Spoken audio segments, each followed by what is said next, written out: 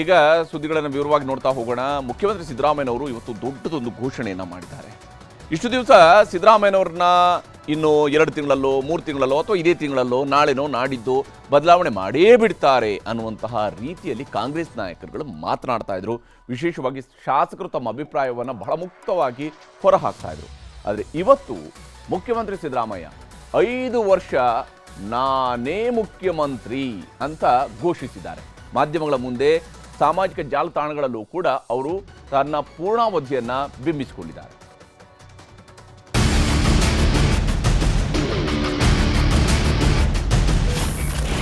ನೀವೇ CM ಆಗಿರ್ತೀರಾ sir? ಹೌದು, ನಾನೇ. I don't have any objection to it. Whatever the party high command tells and whatever it desires, it will be fulfilled. 5 ವರ್ಷ ನಾನೇ ಇರ್ತೇನೆ, ರಾಜ್ಯದ ಮುಖ್ಯಮಂತ್ರಿಯಾಗಿ ತಾನೇ ಮುಂದುವರಿಯುವುದನ್ನ ನಂದಿ ಬೆಟ್ಟದ ತಪ್ಪಲಿನಲ್ಲಿ ನಿಂತೇ ಸಿಎಂ ಸಿದ್ದರಾಮಯ್ಯ ಘೋಷಿಸಿದ್ದಾರೆ.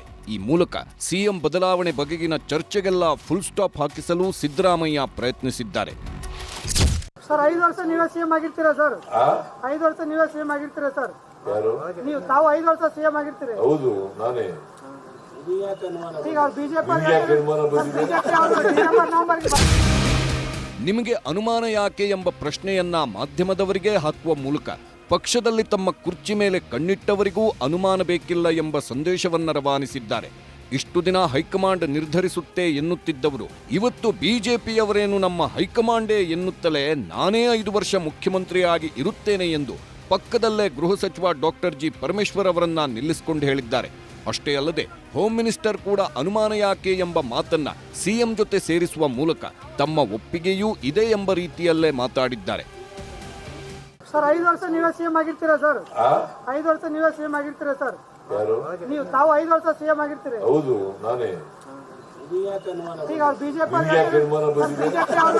ನವೆಂಬರ್ಗೆ ಬದಲಾವಣೆ ಆಗುತ್ತೆ ಅಂತ ಹೇಳ್ತಾ ಇದಾರೆ ಸರ್. ಯಾರು? ಬಿಜೆಪಿ ಅವರು ಜೆಡಿಎಸ್ ಅವರು ಸರ್. ಅವರು ನಮ್ಮ ಹೈಕಮಾಂಡ್. ಅಶೋಕ್ ಅವ್ರು ಹೇಳ್ತಾ ಇದಾರೆ ಎಲ್ಲ ಕಡೆ. ನಮ್ಮ ಹೈಕಮಾಂಡ್ ಏನ್ರಿ ಅವರು? Ashoka is a BJP man, Vijayendra is a BJP man ಅಲ್ವಾ?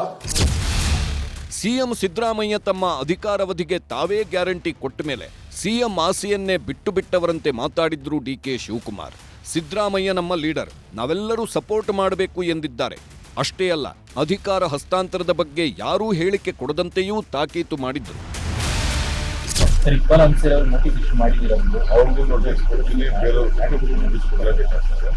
Discipline important. ನಾನು ಯಾರಿಗೂ ಅವ್ರಿಗೆ ನೀವು ನನ್ನ ಹೆಸರು ಹೇಳಿ ನನ್ನ ಸಿಎಂ ಮಾಡಿ ಅವೆಲ್ಲ ಅವಶ್ಯಕತೆ ಇಲ್ಲ. ಈಗ ಸಿಎಂ ಮುಖ್ಯಮಂತ್ರಿ ಬೇಕಾದ್ರೆ ಬೇರೆ ವಾಪಸ್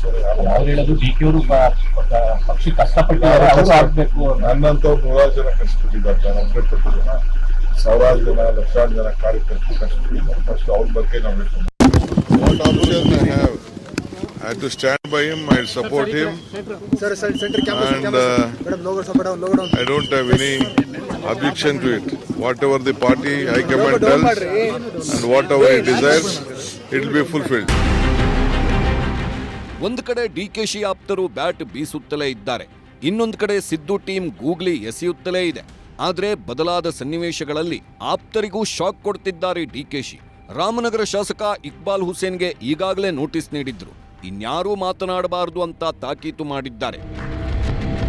ಈಗ ಆ ಥರ ಏನಾದ್ರು ಅವಕಾಶ ಬಂದು ಬದಲಾವಣೆ ಆಗೋದಾದರೆ ಶಿವಕುಮಾರ್ ಆಗಲಿ ಅಂತೇಳಿ ನಮ್ಮದು ಅಭಿಪ್ರಾಯ. ಹಾಗಾಗಿ ಆ ಸಂದರ್ಭ ಇನ್ನೂ ಬಂದಿಲ್ಲ ಅಂತ ಅನಿಸ್ತಾ ಇದೆ. ನೋಡೋಣ ಮುಂದೆ. ನಾನು ಹೇಳ್ತಾ ಇರೋದು ಬೇರೆಯವ್ರಿಗೆ ಒಂದು ಅವಕಾಶ ಸಿಕ್ಕಲಿ. ತಾವು ಒಂದು 5 ವರ್ಷ ಮಾಡಿದ್ದೀರಿ, ಮತ್ತೊಂದು 2.5 ವರ್ಷ ತಾವು ಮಾಡಿದ್ದೀರಿ.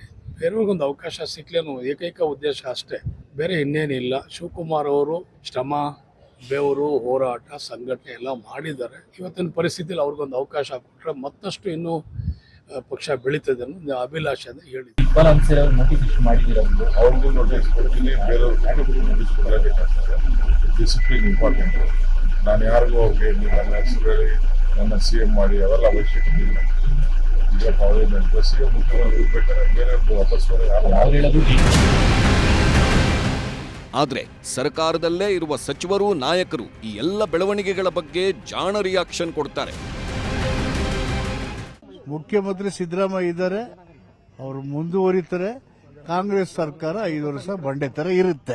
ಸಿದ್ದರಾಮಯ್ಯ ಸಾಹೇಬ್ರು 5 ವರ್ಷಗಳ ಕಾಲ ಮುಂದುವರಿತಾರೆ ಅಂತ ನಮ್ಮ ಎಲ್ಲಾ ಮುಖಂಡರು ಹೇಳ್ಬಿಟ್ಟಾರೆ ಇದನ್ನ. ಅಲ್ರಿ ಮೆರಿಟ್ ಇದೆ ರೀ. ಸಿದ್ದರಾಮಯ್ಯ ಸಾಹೇಬ್ರು ಇಡೀ ಇತಿಹಾಸವನ್ನು ತೆಗೆದು ನೋಡಿದ್ರೆ is one of the most meritorious. ನಿಮಗೆ ಗೊತ್ತಿಲ್ವಾ ಮೆರಿಟ್ ಇಲ್ಲ ಅಂತ ಹೇಳ್ತೀರಾ ನೀವು? Is one of the most meritorious CM in the history of Karnataka ಅಂತ. ಬಟ್ 140 ಜನಸಂಖ್ಯೆ ಇದ್ದಾಗ ಒಬ್ಬರಿಬ್ಬರು ಈ ರೀತಿ ಮಾತನಾಡ್ತಕ್ಕಂಥ ಸಹಜ ಇದೆ. ಬಟ್ ಆದ್ರೂ ಮಾತನಾಡಬಾರ್ದು. ಬಹಳ ಸ್ಪಷ್ಟವಾಗಿ ಕಾಂಗ್ರೆಸ್ ಅಧ್ಯಕ್ಷರು, PCC ಅಧ್ಯಕ್ಷರು, CM ಅವರು ಸರ್ಕಾರ ಸುಭದ್ರವಾಗಿ ಇರ್ತದೆ, ಬಂಡೆ ತರ ನಿಲ್ಲುತ್ತೆ, ಒಳ್ಳೆ ಆಡಳಿತ ಕೊಡ್ತೀವಿ, ಜನರಿಗೆ ಒಳ್ಳೆ ರೀತಿಯಾದಂತ ಕೆಲಸಗಳನ್ನ ಯೋಜನೆಗಳನ್ನ ಕೊಡ್ತೀವಿ ಅಂತ ಹೇಳ್ತಾರೆ. ಯಾಕೆ ಗೊಂದಲ? ಎಲ್ಲಿದೆ ಗೊಂದಲ? ನಿಮ್ಮಲ್ಲಿರೋದು ಗೊಂದಲ.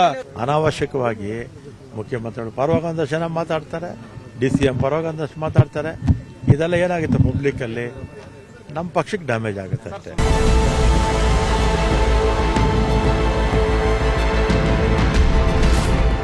ಸರ್ಕಾರದಲ್ಲಿ ಹೀಗೆಲ್ಲ ಆಗ್ತಿರೋವಾಗಲೇ ಸಿದ್ದರಾಮಯ್ಯ ಹಾಗೂ DK ಶಿವಕುಮಾರ್ ವಿರುದ್ಧ ಬಿಜೆಪಿ ನಾಯಕರು ಮುಗಿಬಿದ್ದಿದ್ದಾರೆ. ಕಾಂಗ್ರೆಸ್ ಸರ್ಕಾರದಲ್ಲಿ ಮನೆಯೊಂದು 100 ಬಾಗಿಲು ಆಗಿದ್ದು ಅಕ್ಟೋಬರ್ ಅಥವಾ ನವೆಂಬರ್ನಲ್ಲಿ CM ಬದಲಾವಣೆ ನಿಶ್ಚಿತ ಅನ್ನೋದು ಬಿಜೆಪಿ ನಾಯಕರ ಭವಿಷ್ಯ.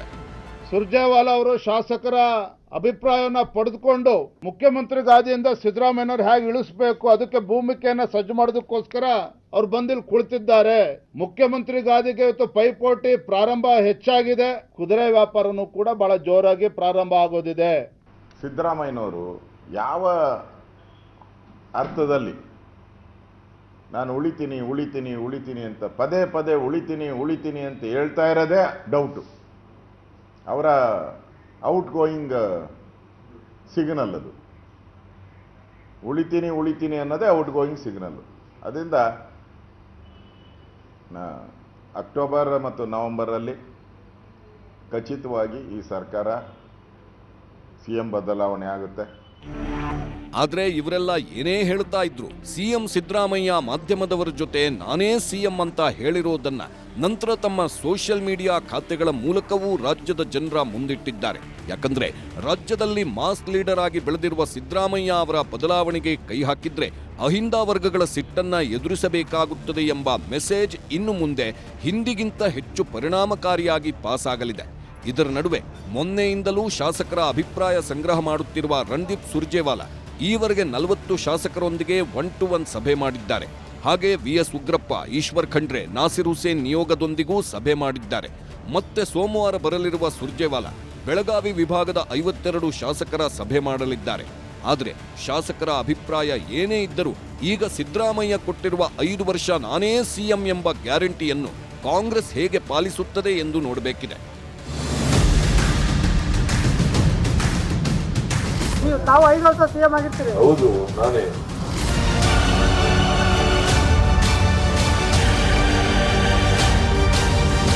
ತಾವು 5 ವರ್ಷ CM ಆಗಿರ್ತೀರಿ? ಹೌದು, ನಾನೇ. Bureau report, news 18.